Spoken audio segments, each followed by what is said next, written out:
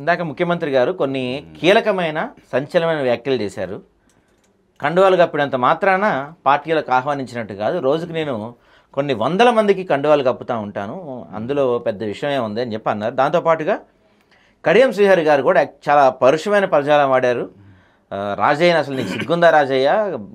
కేటీఆర్కి కేసీఆర్కి మీకు సిగ్గుందా? 36 మందిని గతంలో మీరు పార్టీ మార్చుకున్నారు, ఏకంగా నన్ను కేసీఆర్ స్వయంగా గెలిచి డిప్యూటీ సీఎం ఇస్తా పార్టీలోకి రా అని ఆహ్వానించారు. నేను 5 ఏళ్ళు కొనసాగాను, తర్వాత తలసాని శ్రీనివాసరావు చాలామంది కొనసాగారు, అప్పుడు లేని నొప్పి ఇప్పుడు వస్తుందా అని చెప్పి కొన్ని కీలక వ్యాఖ్యలు చేశారు. వీటి గురించి మనతో మాట్లాడటానికి మనతోటి బీఆర్ఎస్ సీనియర్ నాయకులు రోషన్ బాలు గారు ఉన్నారు. నమస్తే అండి. నమస్తే. చెప్పండి, అంటే కాంగ్రెస్ నాయకులు ఏమంటారు, గతంలో మీరు 36 మందిని కొన్నారు, అప్పుడు లేని నొప్పి ఇప్పుడే వస్తుందా, కండవ వేసినంత మాత్రాన పార్టీ కండవ వేసినట్టేనా అనే వ్యాఖ్యలు చేస్తున్నారు. ఏంటి మీ ఉద్దేశం ఏంటి? నిజంగానే మీరేమంటారు? ముందుగా ఆదాబ్ టీవీ ప్రేక్షకులకు గుడ్ ఈవినింగ్ ఎవ్రీవన్. అండ్ ఇక్కడ ఒక సామెత ఉంది, చేతగాక మంగళవారం అన్నట్టు ఒక సామెత ఉంది. పొలిటికల్ ఈక్వేషన్లో, పొలిటికల్ పార్టీలో మేము వాళ్ళ కండవలో కప్పిన ఈక్వేషన్స్, అప్పుడున్న సిచ్యువేషన్, పరిణామాలు వేరు.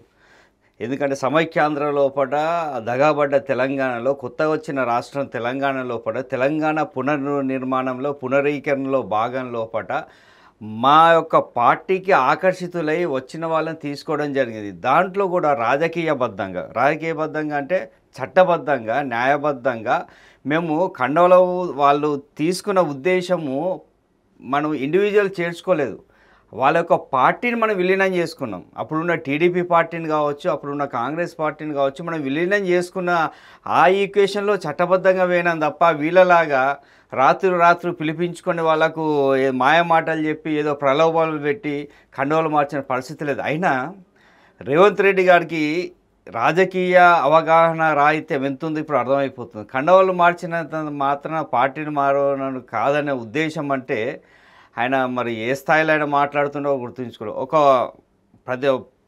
పక్క పార్టీలో ఉన్న ఒక వ్యక్తిని తీసుకొచ్చి నువ్వు కండవ మార్స్తే కొంతమంది ఇది కాంగ్రెస్ కండవ కాదు జాతీయ కండవ అంటున్నారు. అంటే ఎప్పుడైతే మేము చట్టబద్ధంగా మేము పోరాటం చేస్తున్నామో వీళ్ళు పార్టీలు ఎందుకు మారిండ్లు?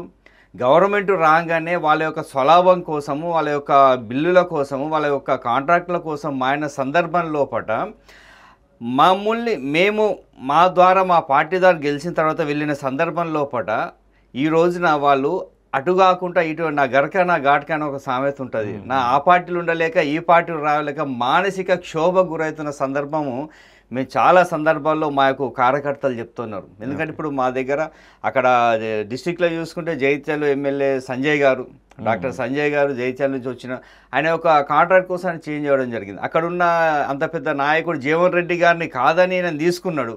ఇప్పుడు ఈ రోజున రేవంత్ రెడ్డి గారు నేను కండవ మార్చానని చెప్పేసి అంటాడా? అట్లే ఏ యొక్క కాన్స్టిట్యున్సీలో కానీ ఈ 10 మంది ఎవరైతే ఎమ్మెల్యేలు ఉన్నారో వాళ్ళు వాళ్ళ ఇష్టపూర్వకంగానో లేకపోతే ప్రలోభంలో పోయిన తర్వాత రాజకీయం అన్నప్పుడు రంగులు మారుతూ ఉంటుంది, ఈక్వేషన్ చేంజ్ అవుతుంటుంది, ఆ ఇష్యూ బేస్గా రాజకీయం మారుతూ ఉంటుంది. ఆ తట్టుకునే శక్తిని, దాన్ని మేనేజ్ చేసే శక్తి రేవంత్ రెడ్డికి లేదు. కేసీఆర్కున్న రాజకీయ అనుభవం ఎక్కడ, రేవంత్ రెడ్డికి ఉన్న రాజకీయ అనుభవం ఎక్కడ? కనీసం ఆయన ఎక్కడ కూడా మంత్రి పదవి చేసిన దాఖలాలు కూడా లేదు రేవంత్ రెడ్డి గారిది. ఇప్పుడు కడియం శ్రీహరి గారు చెప్తున్నారే, కడియం శ్రీహరి కూడా ఆయన వయసుకు గౌరవం ఇస్తున్నాం, లేకుంటే ఆయన అన్పార్లమెంట్ లాంగ్వేజ్లో మాట్లాడాల్సిన పరిస్థితి ఆయన యొక్క సిచ్యువేషన్ చూస్తే ఈ రోజున.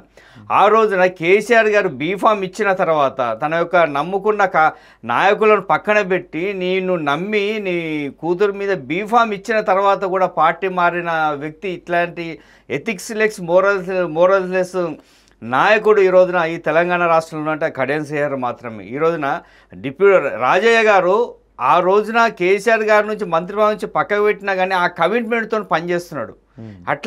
అట్లాంటి కార్యకర్తలు నాయకులున్న పార్టీ బీఆర్ఎస్ పార్టీ. ఈ రోజున రేవంత్ రెడ్డి గారికి ఏం చేయాలో అర్థం కావట్లేదు. ఆయన ఏమైపోయిందంటే పద్మవ్యూహంలో చిక్కుకున్న ఒక ఎలకలాగా అయిపోయాడు. ఎవరి పద్మవ్యూహం?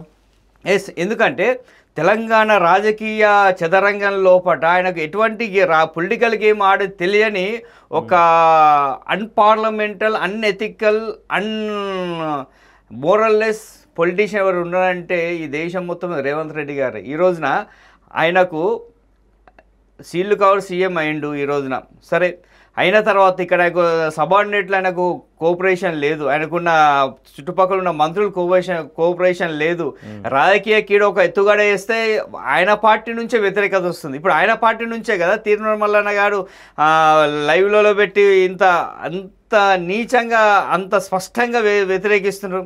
ఆయన పార్టీ నుంచే కదా ఈరోజున కోమటిరెడ్డి వెంకటరెడ్డి బ్రదర్స్ వాళ్ళు కూడా అంత స్ట్రైట్ ఫార్వర్డ్గా నేను రేవంత్ రెడ్డి గారిని వ్యతిరేకిస్తున్నారు. అంటే ఒక నిర్ణయం తీసుకుంటే ఆ నిర్ణయాన్ని తన యొక్క మంత్రుల నుంచి కూడా ఒప్పించుకోలేని పరిస్థితిలో రేవంత్ రెడ్డి గారు ఉన్నారు. ఈరోజు ఒక హైడ్రా తీసుకుంటే తీవ్రమైన వ్యతిరేకతతోని ప్రజల నుంచి వ్యతిరేకత పొందిన వ్యక్తి రేవంత్ రెడ్డి గారు.